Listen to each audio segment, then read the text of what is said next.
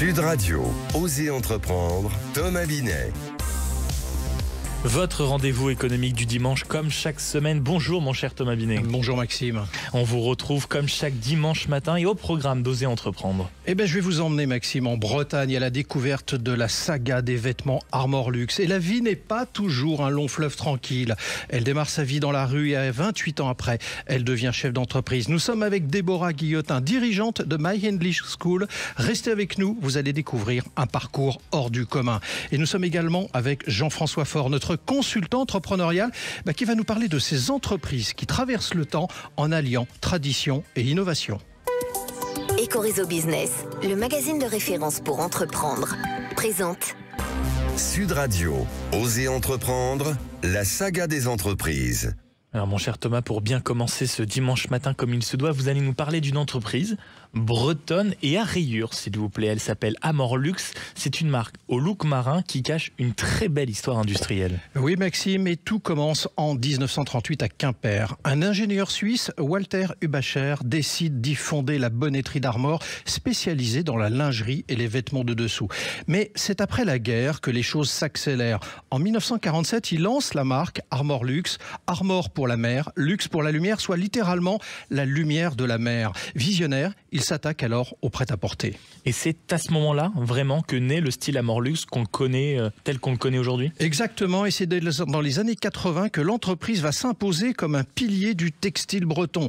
Elle habille toute la famille avec des matières naturelles et surtout, elle devient la référence du vestiaire marin. Marinière, caban, vareuse, le chic breton dans toute sa splendeur. Et aujourd'hui, réellement, Armor Luxe, c'est toujours Made in Bretagne, ça l'est resté ?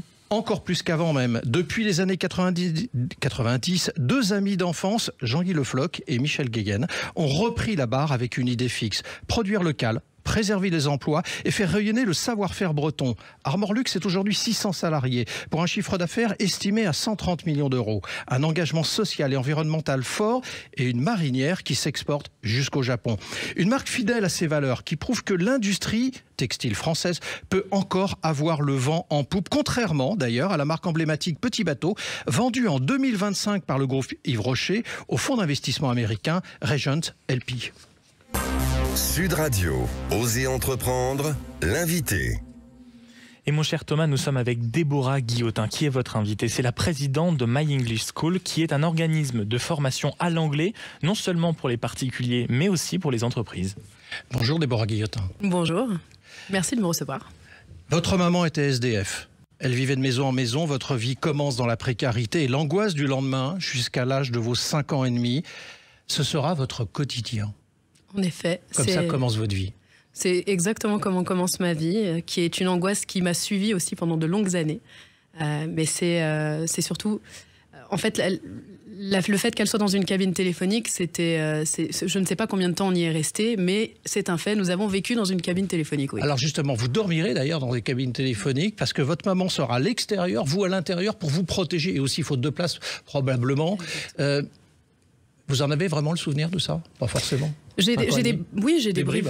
Exactement, des bribes de souvenirs, mais après, je ne sais pas combien de temps ça a duré, mais c'est quelque chose qui m'a forgé, donc oui, je m'en souviens très bien. À cet âge-là, vous allez commencer à découvrir votre première maison, le début d'une nouvelle vie qui commence pour vous? Ah bah oui, quand on a un certain âge et qu'on a pour la première fois de sa vie un lit, ça change une vie, oui. Et ça vous a marqué aussi? Ah bah bien sûr, mon premier lit, mes premiers jeux m'ont marqué, oui. Pour autant, le vent mauvais va s'acharner contre vous car à l'âge de 9 ans, votre maman va décéder.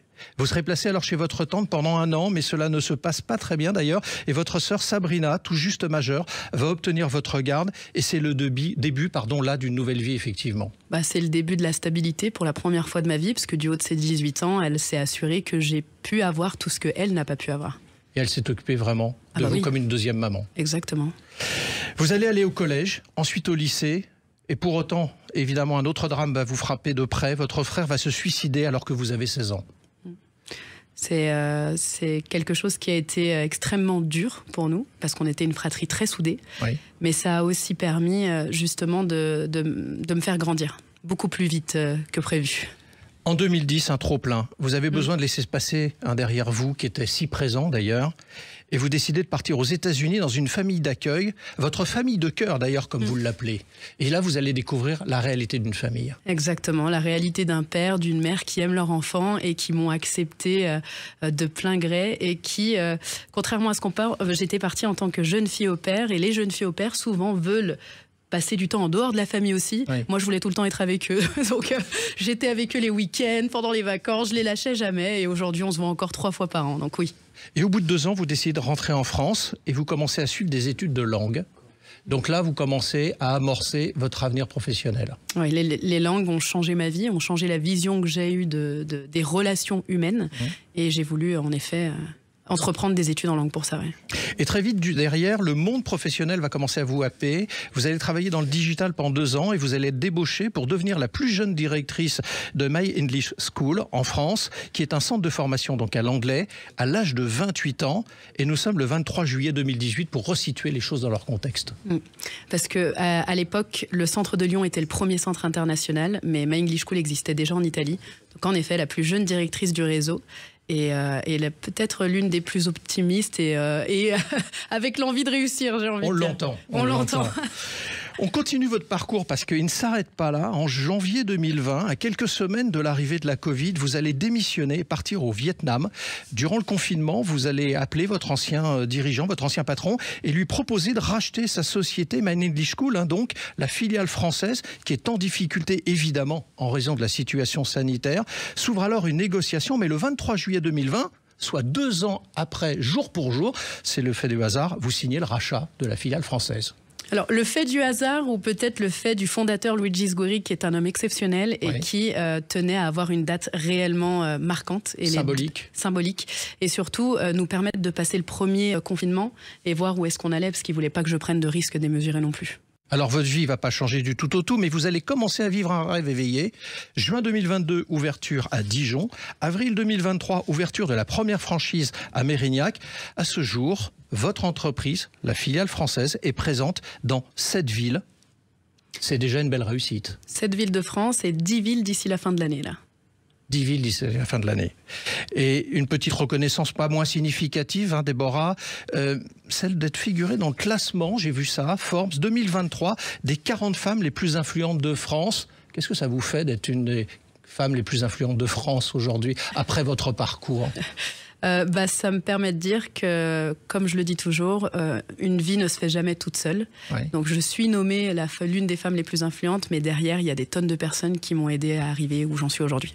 Alors ce qui est intéressant aussi, c'est que cette entreprise que vous avez rachetée, donc, vous avez ouvert le capital à vos collaborateurs historiques. Parce que vous avez une certaine vision, si j'ai bien saisi ce que j'ai pu trouver sur vous, vous avez une certaine vision de l'entrepreneuriat.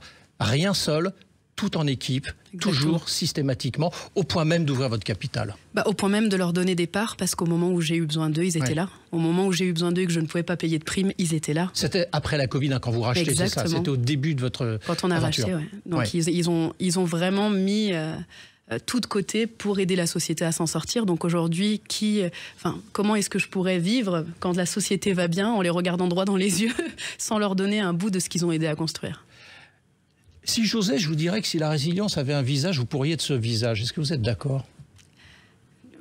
Très peut-être, mais vous allez me faire pleurer si vous dites ça. Non, écoutez, sincèrement, on est en échange. Votre parcours est incroyable, j'ai dit hors norme, hors du commun. C'est pas des parcours comme on en reçoit souvent en radio et dans Oser Entreprendre en particulier.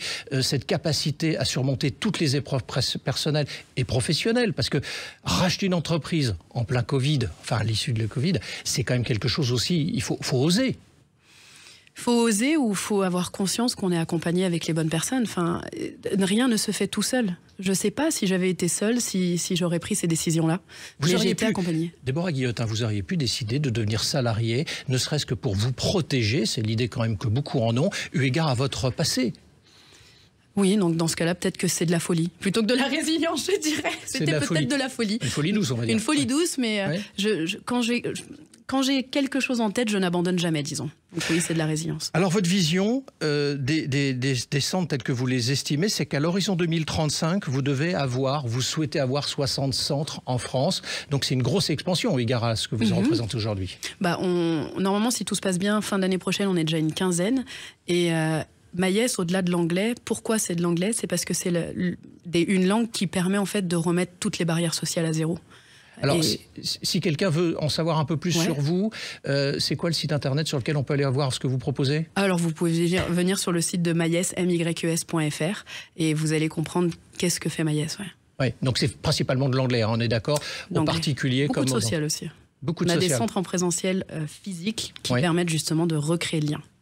Merci à vous, Déborah. C'est moi qui vous remercie. Merci beaucoup, Déborah Guillotin, d'être passée du côté d'Oser Entreprendre. Et je rappelle donc que vous êtes la présidente de cette belle entreprise dont on vient de parler, My English School. Merci beaucoup. Sud Radio, Oser Entreprendre, les essentiels de l'entrepreneuriat.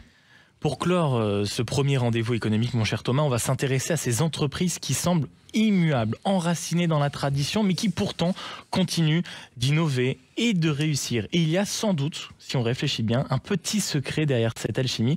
Et avec Jean-François Faure, entrepreneur, investisseur, vous allez nous en parler. Oui, absolument, Maxime. Jean-François, soyons honnêtes, on va se poser quand même quelques questions avec vous ce dimanche matin. Mais personne ne veut que le goût de son champagne préféré change. Je vais prendre quelques exemples très concrets. Ni que le stylo bic que j'ai en main, par exemple, passe au numérique. On cherche probablement toujours la même sensation pour se rassurer. On est bien d'accord. Du coup, tradition et innovation, ça serait pas un peu antinomique, Jean-François ? Ah, vous avez raison, Thomas, mais certaines entreprises ont trouvé l'équilibre parfait entre passé et présent, entre tradition et innovation. Vous parlez de Bic, justement. Le 4 couleurs est clairement une icône émotionnelle. Mais en 50 ans, ils n'ont pas réinventé leur stylo, ils ont réinventé la manière dont on se l'approprie pour écrire. Regardez aussi Michelin, ils fabriquent toujours des pneus, mais ils ont fait de leur tradition une force d'innovation. Du guide Michelin aux pneus connectés, leur fil conducteur reste le même, accompagner la mobilité avec les outils de chaque époque. Mais alors comment on fait pour innover sans se trahir et sans trahir sa marque ? Alors vous voyez, le vrai secret n'est pas dans le produit, mais dans ce qu'il symbolise. Ces entreprises ont compris que leur force, ce n'est pas ce qu'elles fabriquent, mais ce qu'elles incarnent. Elles ne vendent pas un objet, mais une expérience, une promesse, une continuité. Bon, d'accord, mais toutes ces entreprises parlent de leurs valeurs, c'est souvent leur communication d'ailleurs qui est mise en avant de cette manière, de leur héritage, mais très peu réussissent à le faire vivre. C'est quoi la différence ? C'est qu'une question de communication, comme j'ai commencé à vous le dire, ou c'est plus profond que ça, Jean-François ? C'est parce que le produit n'est qu'un langage, une traduction de la raison d'être de ces marques. Être utile, transmettre, préserver ou simplement procurer du plaisir. Parce qu'elles savent qui elles sont, au fond. Elles peuvent faire évoluer leur comment sans trahir leur pourquoi. Elles innovent subtilement sur la forme, jamais sur l'âme. Elles ne changent pas pour suivre une mode, pour rester fidèles à ce qu'elles promettent. C'est ça le cœur de la tradition. Non pas un musée du passé, mais une boussole pour avancer. Merci Jean-François. Et comme quoi, comme on le disait tout à l'heure, la tradition, c'est pas toujours répéter le passé, mais c'est souvent continuer en réalité à lui donner un avenir. Mon cher Thomas, on se retrouve dans un instant pour la suite. Osez investir. Sud Radio, Oser Entreprendre, Thomas Binet.